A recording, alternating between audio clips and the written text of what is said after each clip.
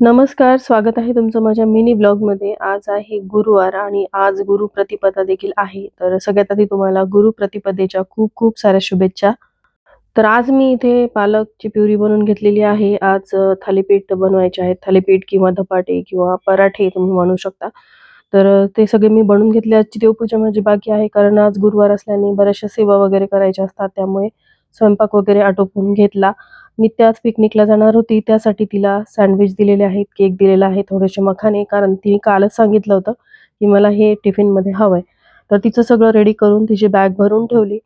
आता उन्हाळा सुरूच झालेला आहे, त्यामुळे हॅट वगैरे कंपल्सरी स्कूलमधून आणायला सांगितली होती. तर ती स्कूलमध्ये गेली. त्यानंतर मग मी माझी देवपूजा वगैरे केली. आज गुरुप्रतिपदा, तसंच दर गुरुवारी मी महाराजांच्या मूर्तीवरती अभिषेक करते, तर तो अभिषेक मी करून घेतलेला आहे. गुरुप्रतिपदेच्याच दिवशी श्री नरसिंह सरस्वती महाराज कर्दळीवनामध्ये निजगमनासाठी गेले होते आणि त्याच कर्दळीवनातून आपले श्री स्वामी समर्थ महाराज हे प्रकट झाले होते. तर गुरुप्रतिपदेच्या दिवशी नरसिंह सरस्वती महाराज हे शल्यगमनासाठी गेले होते. जाताना त्यांच्यासोबत बेसनाचे लाडू देखील दिले होते. म्हणून मग आपण देखील घरामध्ये बेसनाचे लाडू बनवावेत.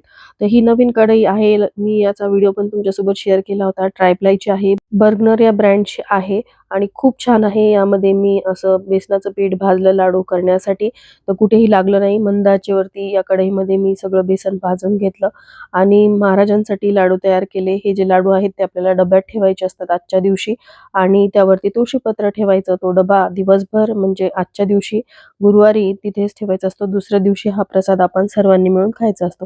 त्यानंतर महाराजांची आरती, सगळ्यात आधी गणपतींची आरती केली. त्यानंतर दत्तात्रय महाराजांची, स्वामी समर्थ महाराजांची, नैवेद्य आरतीची वेळ होती म्हणून नैवेद्य आरतीच्या वेळेस जी आरती करायची असते ती आरती मी करून घेतलेली आहे. त्यानंतर 2 अतिशय महत्त्वाच्या सेवा आजच्या दिवशी करायच्या होत्या.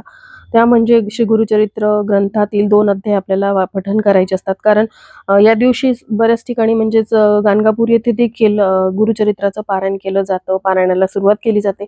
पण गुरुचरित्र पारायण करणं शक्य नसेल तर आजच्या दिवशी गुरुचरित्र ग्रंथातील 51वा आणि त्यासोबतच 52वा अध्याय पठण करावा.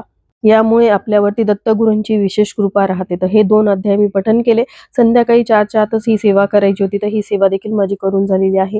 आता संध्याकाळी जो नैवेद्य दाखवायचा आहे त्याची तयारी मला करायची आहे. गुरुप्रतिपदेच्या दिवशी सायंकाळी नैवेद्य आरतीच्या वेळेस पूर्णावरणाचे 7 नैवेद्य तयार करायचे असतात. देवघरासमोर ते सर्व देवी देवतांना अर्पण करायचे. थोड्या वेळानंतर तुम्ही ते नैवेद्य ग्रहण करायचे असतात. श्री स्वामी समर्थ.